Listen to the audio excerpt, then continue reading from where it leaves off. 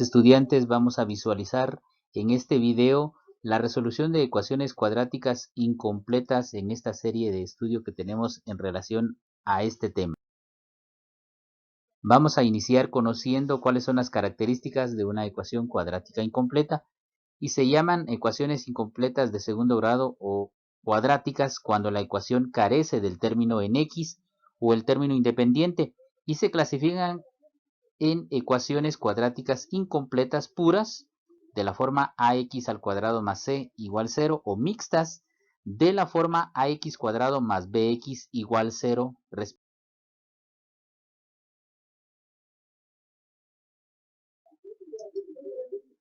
Las ecuaciones incompletas de la forma ax al cuadrado más c igual 0 tienen estas características. Primero, no aparece el término de primer grado, o sea, donde la variable x está elevada al exponente 1. Y esta ecuación incompleta tiene dos soluciones diferentes de 0. Por eso vamos a tener acá dos soluciones que representamos con las letras x, x1 y x2. Significa que tienen dos soluciones diferentes. Vamos ahora a explicar cuáles son los algoritmos de solución. Aquí tengo un ejemplo de una ecuación cuadrática incompleta donde está 3x al cuadrado menos 75 igual 0. Entonces, esta ecuación cuadrática es incompleta porque no tiene el segundo elemento en donde es el término de primer grado.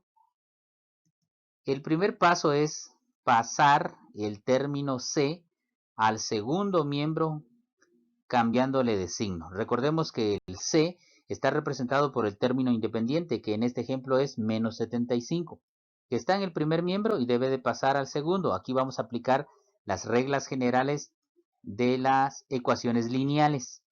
Entonces, ahora visualizamos que pues el 0, como ya sea sumando, restando o realizando cualquier operación, no nos va a ayudar en la solución, entonces lo eliminamos y el término 75 pasa al segundo miembro con su signo contrario, por eso se convierte en positivo.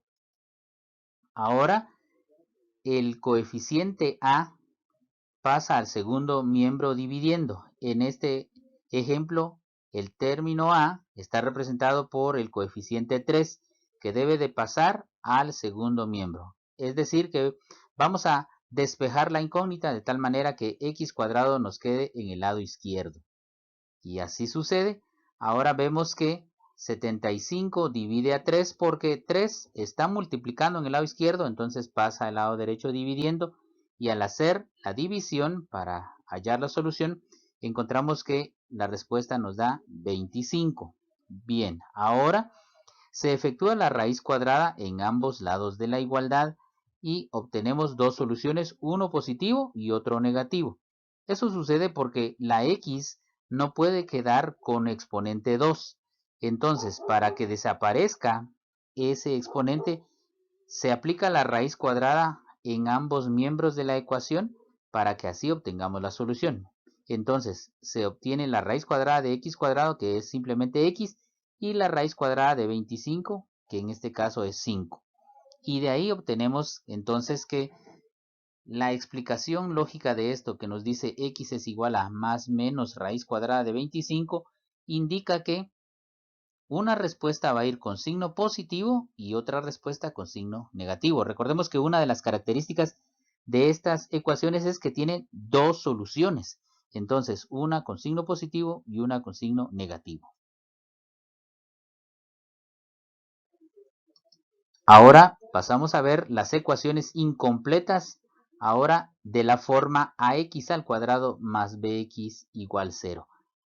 Esta clase de ecuación tiene también dos características. Primero, carecen del término independiente, o sea, el elemento c en esta ecuación no está. Y luego una de las soluciones es siempre 0. Entonces quiere decir que al igual que el otro caso, esta también tiene dos soluciones y una de las soluciones siempre va a ser 0. En este caso lo identificamos con el x1, generalmente la primera respuesta entonces nos va a dar 0 y vemos que tiene los dos primeros términos en donde aparecen las variables, pero el término independiente no está.